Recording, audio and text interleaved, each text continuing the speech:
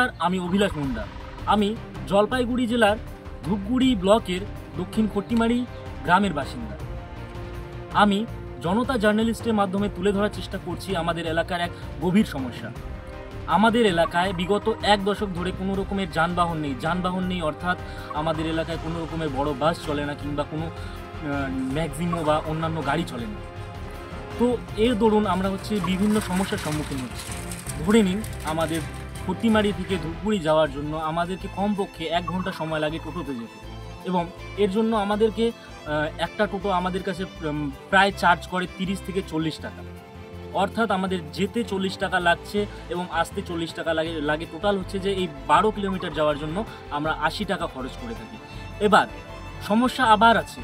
সমস্যা যদি কোনো দিন আমাদের ফিরতে লেট হয়, অর্থাৎ আমাদের যদি রাত্রি হয়ে যায়, তাহলে আমাদের এলাকার পাশে আমাদের বনজঙ্গল এলাকা আছে। তো এবার হয় কি, এর দরুন কোনো টোটো আমাদের এলাকায় আসতে চায় না, এবং যদি কোনো টোটো যদি বলে যে আমি যাব, কিন্তু তার জন্য তারা অত্যাধিক পরিমাণ টাকা চায়। ধরেন এই ধূপগুড়ি থেকে খট্টিমারি আসার জন্য তারা এইটুকু 12 কিলোমিটারের জন্য তারা 100 থেকে 200 টাকা চেয়ে বসে।